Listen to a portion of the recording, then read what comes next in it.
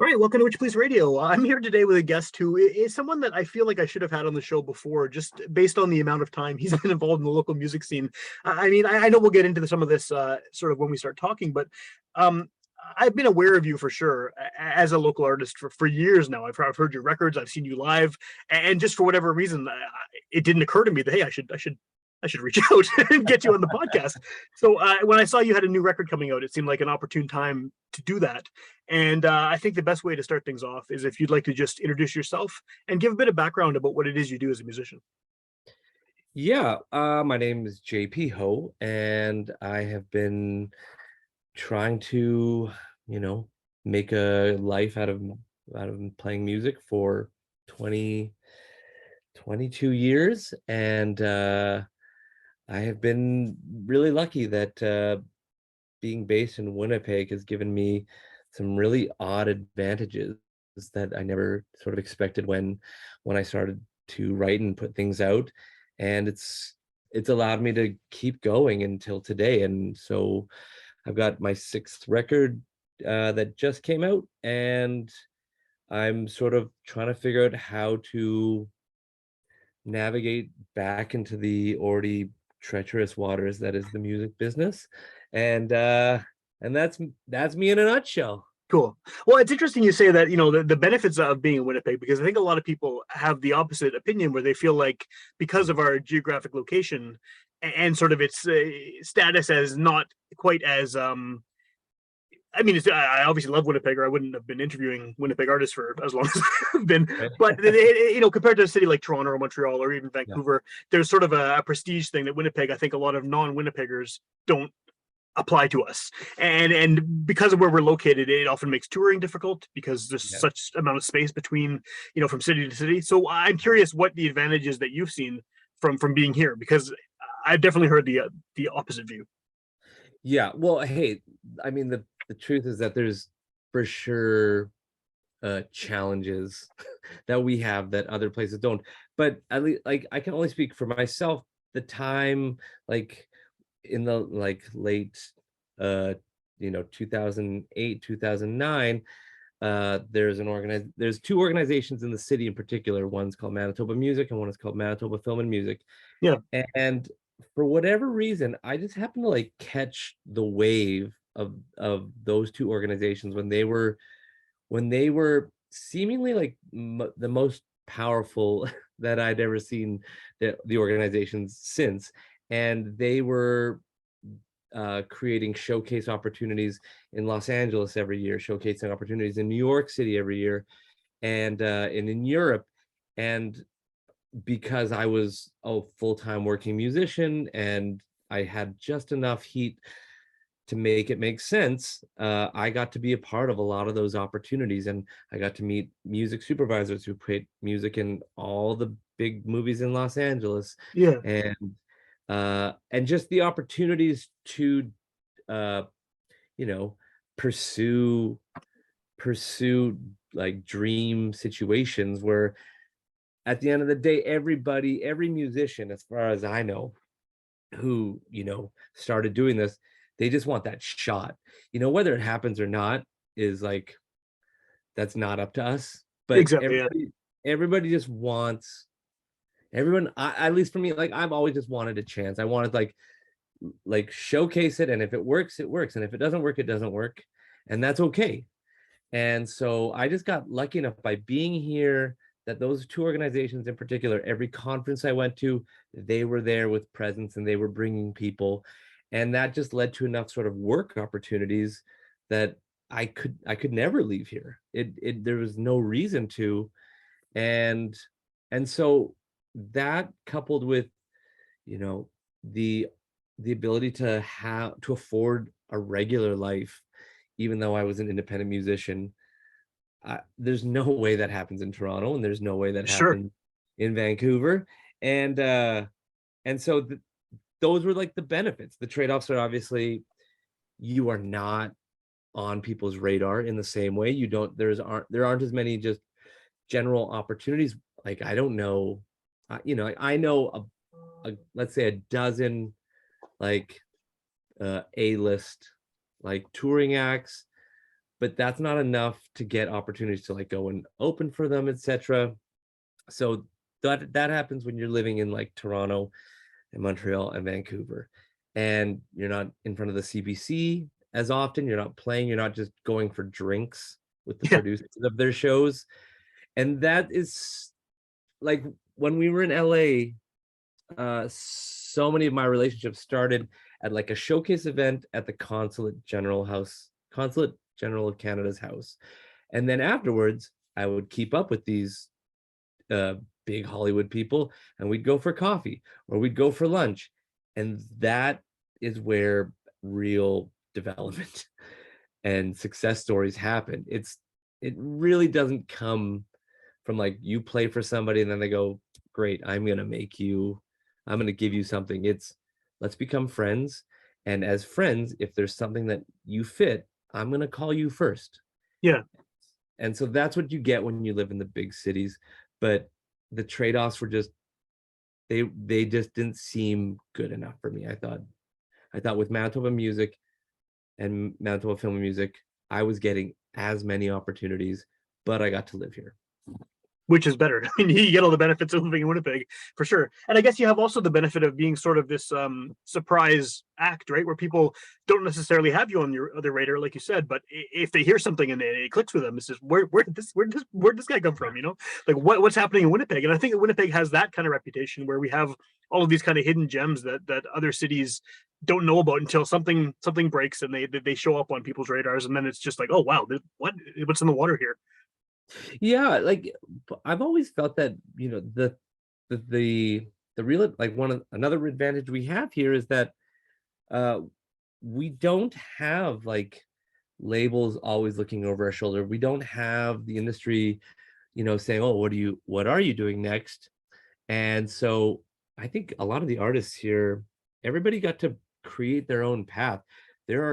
I sincerely cannot think of any copycat artists in our city who are mimicking what other acts are doing, but I guarantee that happens in the bigger cities. Oh And yeah. it's not because it's honestly, and I don't begrudge those mimicking artists.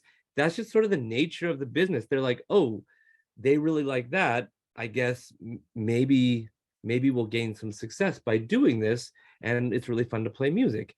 And so they sort of follow that route, which is like fine. But here, I always loved that nobody was copying, and nobody was trying to emulate, you know, to such a degree that you'd be like, oh, if you can't book X artist, well, in Winnipeg there's this like great knockoff version that Yeah. doesn't happen. And I love that. Do you think this is something that's actually come up on the show before, with all different genres of music? Do you think that my theory on it anyway is that Winnipeggers have a very strong bullshit detector, and so people here seem to really enjoy something that comes across as genuine, and I think Sure. that's why the artists that have made it, at whatever level you want to consider made it, are artists who have their own thing, very very uniquely their own thing, and that seems to work. Like, do you think that might be part of it? Is that we're not kind of wanting to hear something that's just a knockoff of something else, and we want that weird Winnipeg original? I think it may be more that like Winnipeg uh will fiercely like defend its own. And we, you know, uh pre-pandemic, when we would go out on the road, like really one of the only rules that I had on the road was like, you like don't talk shit about Winnipeg. Yeah, Like, don't give anybody ammunition. They don't deserve it. They don't live here. If you live here, you can talk, you can say whatever you want to of say, course. because that's your right. But I think by the same token, people here, they want to support you. They want to wear you like a badge of honor because you are slogging out winters like they are. You are putting up with the same punchlines that they are. And I think that it's the community as a whole just says, fuck it, no way. Like, I really want you to be good. I want to love this, and I want to defend what we have. You represent the, you know, some of the best that we have. Yeah, And I think it's important to Winnipeg that we find victories and music is such an easy, it's such an easy victory for people. Yeah, that's a really good way of looking at it. I think you're right. I'm sick. I'm sure you're sick of talking about the pandemic. I'm sick of talking about the pandemic. I think everyone is done with it. But I mean, we're just talking about having these opportunities and abilities to play shows, in their countries and get these showcases and things like that. And obviously, the past 2 and a bit years, that has not been a thing for anybody. So, what Right. is that? How has this kind of enforced? I don't want to say time off because a lot of people have maintained Yeah. creative activities during this time, but and you have a record that's come out, so obviously you've been busy. But what has this been like for you as a a musician, as someone who's put 22 years into this project, and suddenly a lot of the normal things you'd be doing are just come to a screeching halt? Yeah, it was terrifying. Um, the first year in particular was, it was obviously surreal, Yeah, but I at our house, I've got a wife and I've got 2 kids, and that first year was this combination of, okay, your career stops right here, and then while your career stops, my wife's career went into like hyperdrive, and she was working about 60 hours a week well, on like a COVID therapy drug, and the kids were home, and I just became this de facto caretaker for the kids and my wife, because 60 hours a week is too much, and overtime loses its thrill after about a month. And so it was, I tried to just honestly compartmentalize as much as possible, and like it was survival. It was just, and and I don't mean that like it's not hyperbole. It felt like every week was like, okay, I have to get through this week, even though there was nothing to aspire to. yeah, Um, and I, yeah, the gamut of emotions, it was too much. And then so a year goes by, and then luckily like year 2 comes around, and finally it's like, okay, maybe like the summer of last year, I was like, okay, things are starting to feel good. And there was like windows, yeah, and vaccines were going into arms, and I could start having people like over. And so then I started to start making the record in September of last year. And luckily I fortunate enough to have essentially like a studio on my property that I could, start to work while the kids are finally at school. My yeah, wife's workload is back to normal, and and then the accomplishment of making the record was like great, but it was done at around Christmas time, and then boom, Christmas, like the Omicron thing blows up, and I'm going, okay, uh, I've got this record. It was paid for by like crowdfunders, which was amazing, but like, what do I do with it? I can't uh in I can't think ahead to 6 months from now in a realistic way, because I don't know. Even with the shots, I just felt like it wasn't prudent to be cavalier with making plans. And and then so as summer came and things did open up, and things started to get much better, I find myself in this weird position where new record out, we've been reaching out to agents, looking for new agents like since winter time, but they've got 2 years of backlog with their own sure, artists. And uh like all those tours are like, they have booked up all the venues that I would play at. And so it's a weird thing trying to wedge myself back in. And I don't regret being cautious at all. I've had like a bunch of friends. There was like one friend who had a bus tour, started with 5 guys on stage, 5 guys in the bus, and after 2 weeks they were down to 2 guys on stage, wow, 2 guys as crew. And as like as the way that I've tried to run my business, there was a point where I said, okay, we are no longer taking risks that would uh actually like damage my family in any way. yeah, And so I am in a weird position where I feel like I have to err on the side of caution. and yet I've got this record that I've never been prouder of anything in my life, and I just want to get it out there. And we're trying to like figure out how to thread the needle with the, you know, small question mark of what does winter look like? Is there like does I don't you know, like Nobody knows. what's to come? Yeah, like I hate this business is already super risky, non-pandemic. Throw in the pandemic and like the idea of like taking musicians on the road and then just losing thousands of dollars. I get that, like that's my job, but I'm also very realistic that that's not a functional business.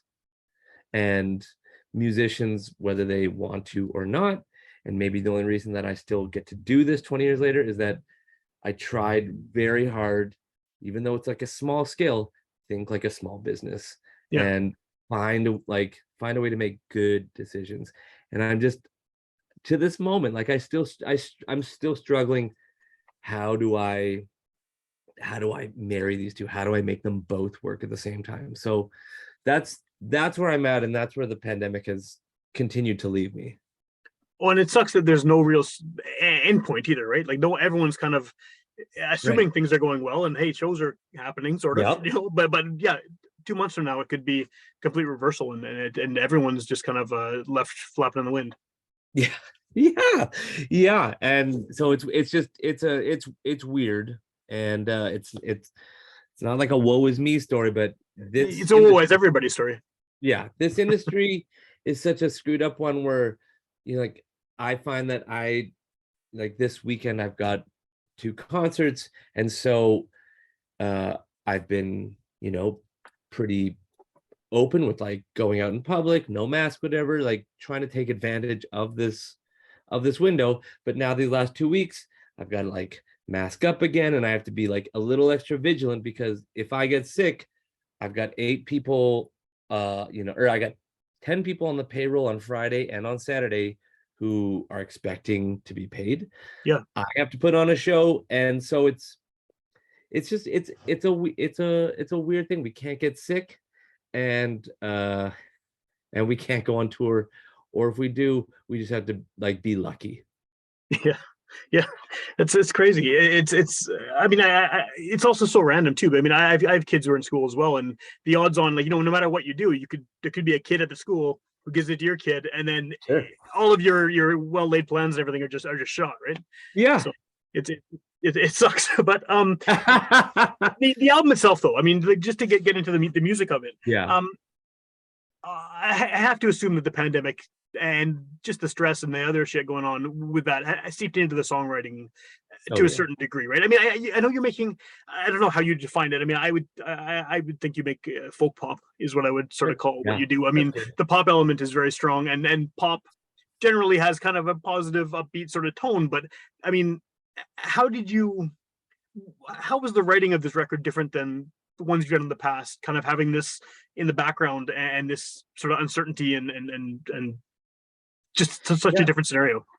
I think I when the pandemic started in March 2020, I probably had 15 demos in the bank that was planning on making, and then the pandemic hit, and uh I guess if there's a silver lining, it's that it forced me to reckon with the future in a way that I'd never thought about before. I don't think I was like young and like stupid, but I just was trying to live in the moment constantly. And those first few months of the pandemic, it was like, oh, maybe I'm gonna die. Like nobody knew it, like Yeah, nobody knew anything at all. And yet it was just very surreal to sort of watch everyone kind of like, we're going about our business, but we might get shot at any moment. and and there's no rhyme or reason at all. And so it obviously just made me start thinking about, okay, what is it that I'm going to leave behind? And there was a whole bunch of songs that were easily pouring out of me as, I guess, like, like therapeutic sessions of I'm asking myself, who are you? Like, do people remember you as a good person? Do people remember you as an artist? Is that what you want to be remembered as? And so it was nice to sort of confront myself and make sure that like I knew where I was going, and whatever happened after this pandemic, whatever happens with this record, I knew that like it was just a checklist for myself to say, hey, uh correct this, correct Right. this. You want to finish over here. Don't finish over here. Finish over here. And so that's been the benefit of this whole pandemic, is that on a personal level, I think it's helped me reset parameters and goals and just the person I would like to be. When you listen back to the record, do you hear that on the record, like those kind of Yeah. ideas and those feelings and everything? Yeah, yeah, absolutely. I mean, let's see, like the very first song is Out of the Darkness, and that was, I was dreaming about my own death, and thinking, is anybody going to show up at my funeral? And I remember like this quote saying, live a life so that even the gravedigger feels sad for you. I like that. And I I hope to God that like I have I've done enough for other people. I have like brought enough happiness into this world that they will miss me, and that they would come to the concert hall, or like I think I told my family like it has to be at a venue and there has to be lots of food and everybody has to play music, and that's the funeral. And I just hope that I've done enough so that like we blow the roof off the place. And then there was a song uh called Lost Touch, and Lost Touch was all about uh like thinking, okay, well, if I go, what happened to like my two oldest friends? Like, what has like how have I maintained relationships, and why haven't I done a better job of it? And it's good to like, check yourself up and make sure that like you are not living in a dreamland, and own it. If you're Yeah. not being a great person or a great friend, you have time to change it, but own it, fix it, figure it out. And those two are huge. I mean, uh Nobody Ever Cried is might be my favorite one on the record. And I was dreaming of people pre-pandemic who I saw, and I sort of took poetic license. I dreamt in my head that all they thought that was important was like success, like music success. And it's kind of just my way of going like, it is that is not going to last, and success does not visit you when you're old, and it is so fucking fleeting. Yeah. And if you can't tell, like the only reason anybody is still in this is because like luck. Like there's a lot of good people who are equally as good, if not better than others, but if luck doesn't strike them at the right moment, then like they're gone. And so anybody who gets to keep doing this, like I know that I'm just a lucky person, and it can go away quickly. And I sure as hell hope that I've got a life uh that is still going on the outside. Yeah. So I think it's all over the record, and I'm happy that it's like a moment in time that it's preserved, and it'll always be like a great reminder. Hey, like JP, snap out of it. How do you think this will be kind of I mean, I know no one can really I guess determine this, but if you jump ahead 5-10 years, do you Yeah. think that this is going to be very obviously kind of your pandemic record, even upon Yeah, looking back, like, but it's got that time and place sort of connected to it? I think so. Yeah, 100%.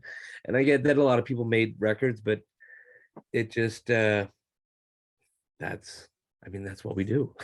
Yeah, That's what yeah, we do, and luckily I just was able to have the time and space and resources to make it happen. cool. So at this point, how do people find this record? I know it's already out at the time we're recording this. You have physical copies. It's online. It's on all the places people get music these days. I've got physical copies, and they'll be going out to some local stores, and they'll be available on the website and at the shows. And we wanted to make sure that everybody at the shows had a chance to grab a copy, and then they'll be available to the world. Cool. JPHoe.com store. And then you're all the other places that people stream stuff and all that these days. Yeah. Yeah, for sure. And then just in terms of, I mean, the good thing about this being a podcast is, someone could listen to it next week, or they could listen to it a year from now, and maybe by then you got a new record coming out, whatever. What's the best way to kind of keep in touch with what you're up to and find out about upcoming shows and things like that? I would say Instagram is the one that I like the most.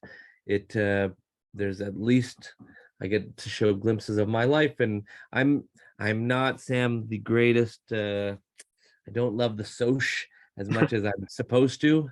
I'm just slightly older than that generation, but I try my hardest. And when we go on the road, there's always beautiful photographs. So Instagram is for sure the one that I'm most active on. And if anybody wants to reach out or say hello, that's a great place. Awesome.